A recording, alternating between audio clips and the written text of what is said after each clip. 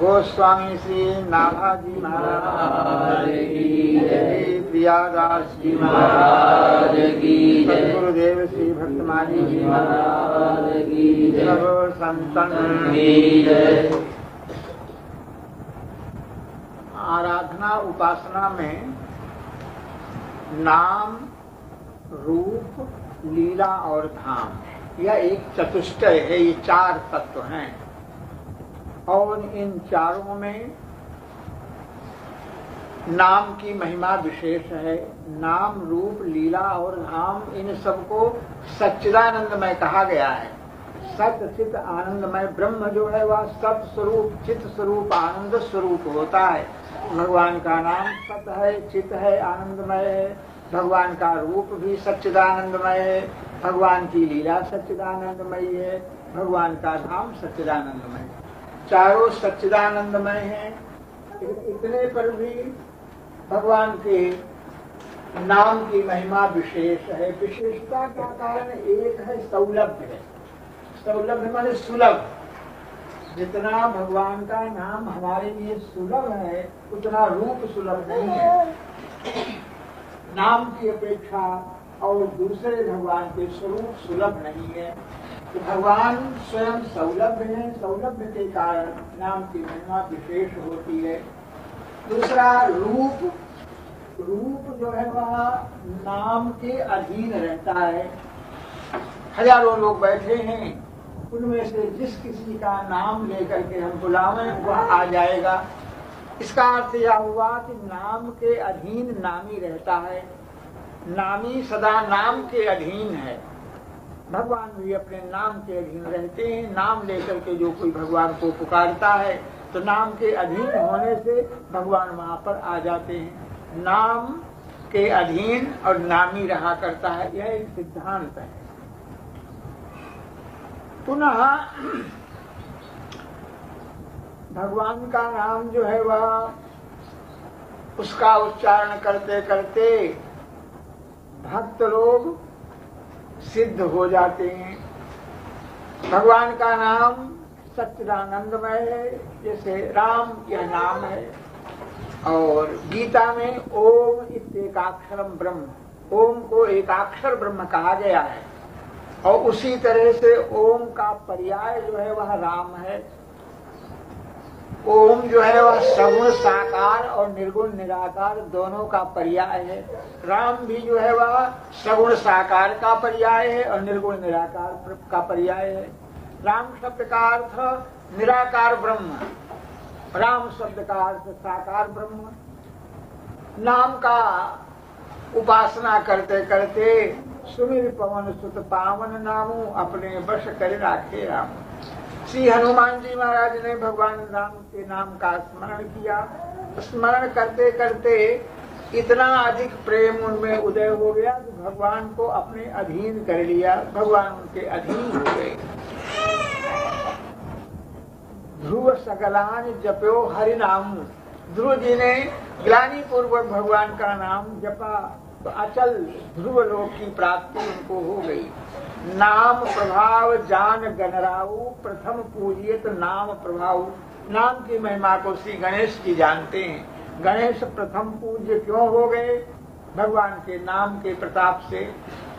प्रथम पूज्य वह होगा जो संपूर्ण पृथ्वी की परिक्रमा करके आएगा।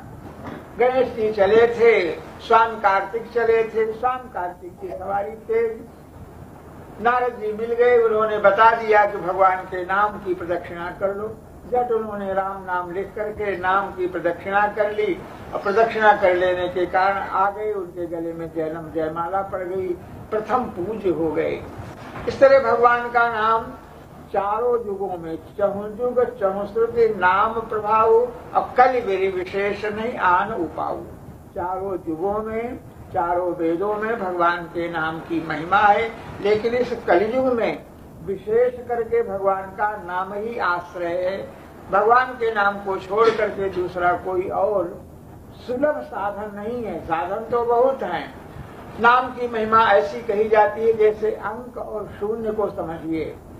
शून्य शून्य शून्य शून्य रखते चले जाओ और अगर अंक न हो तो सब शून्य व्यर्थ हैं। और भगवान का नाम अगर है अंक है तो जितना शून्य रखते चले जाओगे 10 गुना होता चला जाएगा भगवान के नाम। इसलिए और यह नाम की महिमा का ज्ञान कैसे हुए तो भक्तमाल में लिखा है कि नाम महानिधि मंत्र नाम ही सेवा पूजा, जप तप तीर्थ नाम नाम बिन और न दूजा। नाम बैर नाम प्रीत नाम कही नामी बोले, नाम अजामिल साथ नाम बंधन से खोले। नाम अधिक रघुनाथ ते राम निकट हनुमत कहो, कबीर कृपा से परम तत्व पद्मनाभ परचौल हो। हनुमान जी ने राम जी के समीप कह दिया, राम तत्वधिकम नाम इति में निश्चितामति। आप बड़े हैं, परात्पर हैं, सर्वश्रेष्ठ हैं, लेकिन आपका नाम आपसे भी बड़ा है। क्यों?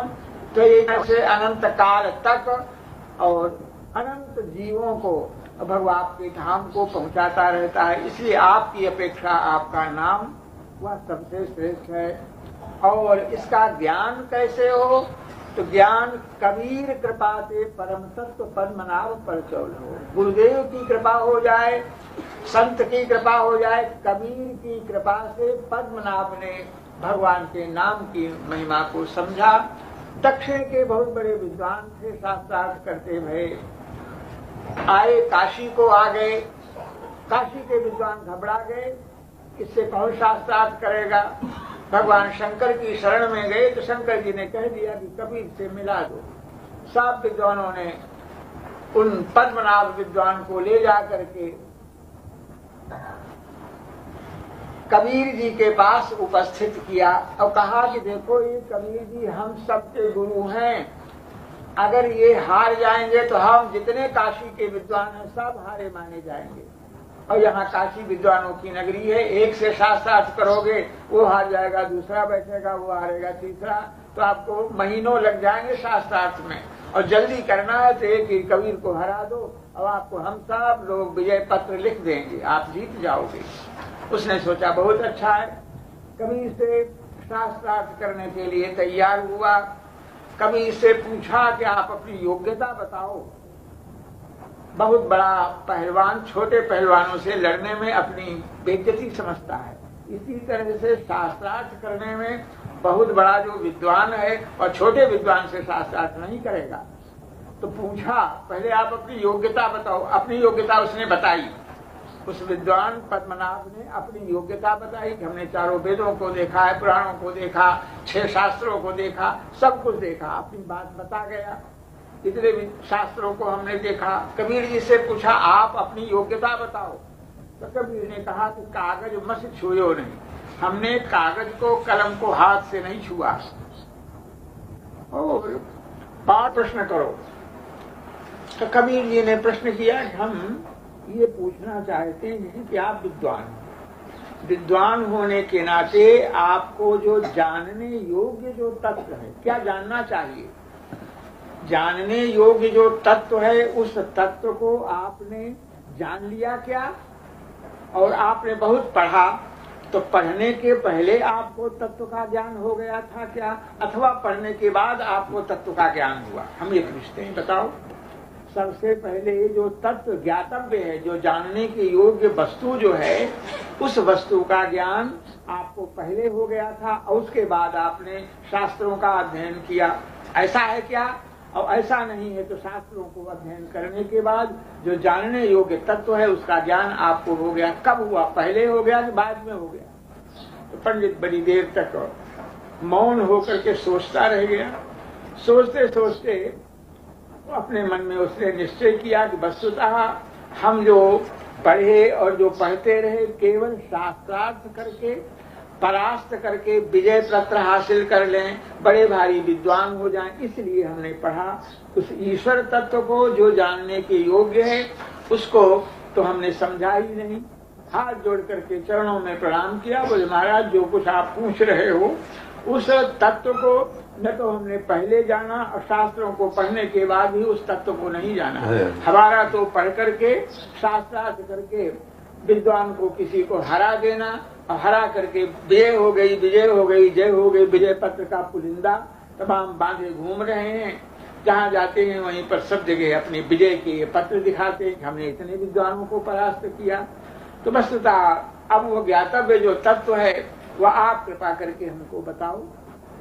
तो कबीरदास जी ने उस विद्वान को भगवान का नाम बताया, कहा कि सबसे श्रेष्ठ भगवान का नाम है, वह नाम ही खजाना है, नाम ही की पूजा पूजन, जप तप जो कुछ है वह भगवान का नाम ही है, नाम से भिन्न और कुछ नहीं है। ऐसा कह करके उन्होंने शास्त्रार्थ करना बंद कर दिया, नाम का जप करते रह गए, बहुत दिनों तक जप करते रह गए। एक दिन पद्मनाभ विद्वान गंगा किनारे दशाश्वमेध घाट पर स्नान करने गए तो देखा बड़ी भीड़ लग रही है, क्या हो रहा है, क्या है क्या है। तो लोगों ने बताया कि काशी का एक सेठ है, उसके शरीर में कुष्ठ रोग हो गया है और कुष्ठ रोग से पीड़ित होकर के गंगा में डूबने के लिए आया है। लोग उसके शरीर में रस्सी बांध करके, पत्थर बांध करके और गंगा में डुबाना चाहते हैं। काशी है, काशी में आत्महत्या करने पर भी पाप नहीं लगता है, तो वह आत्महत्या करने के लिए आया है, उसको बड़ी ग्लानि हो रही है। पद्मनाभ ने कहा कि नहीं, आत्महत्या की जरूरत नहीं है, इसका बंधन खोल दो, ये भगवान का नाम लेकर के गंगा में 3 बार नाम ले, 3 बार गोता लगाओ, इसका शरीर ठीक हो जाएगा। ऐसा ही हुआ, गोता लगाते ही बाहर निकला तो उसका शरीर कुष्ठ रोग क्षण भर में बिल्कुल नाम मात्र का नहीं रह गया, सुंदर दिव्य उसका शरीर हो गया। बड़ी जय जयकार हुई। पद्मनाभ सोचते थे कि हमने यह चमत्कार दिखाया है, इससे हमारे गुरु महाराज बड़े खुश होंगे, तुमने नाम की महिमा को प्रकट किया। नाम की महिमा का जप करने के बाद और नाम की महिमा तुमको सिद्ध हो गई है। लेकिन कबीर जी ने जब यह सुना तो उन्होंने कहा कि तुमने भगवान की नाम की महिमा को समझा नहीं। नाम का अगर महत्व तुमने समझा होता तो 3 बार गोता लगाने के लिए नहीं कहते। भगवान के नाम की महिमा तो दूर रही, नाम का आभास अगर होता है तो इस तरह के कार्य नामाभास से होते हैं। आभास का अर्थ है जैसे हराम, हराम भगवान का नाम नहीं है, लेकिन हराम शब्द में नाम का आभास है। इस तरह के कार्य तो आभास से हो जाते हैं। तुमने 3 बार भगवान का नाम लेकर के उसके शरीर को शुद्ध किया है, इसलिए अब तुम नाम का जप करो। अपराध हुआ, हम प्रसन्न नहीं हैं। फिर वो भगवान के नाम का जप करने लग गए। नाम का आश्रय लेने से, नाम का जप करने से सब प्रकार के मनोरथ पूर्ण होते हैं। और जिस तरह से एक रत्न के भीतर और जाने कितना सोना चांदी छिपा रहता है, रत्न जो है बड़ा मूल्यवान है, उस रत्न के भीतर तमाम रुपए छिपे, करोड़ों रुपए एक रत्न में छिपे रहते हैं, उसी तरह से नाम यह रत्न है और उसमें सभी धर्म पुण्य, धर्म का जो वृक्ष है उस धर्म वृक्ष का बीज जो है भगवान का नाम ही है। नाम से ही सृष्टि होती है। इस तरह भगवान के नाम की महिमा अनंत है। हमारे ऊपर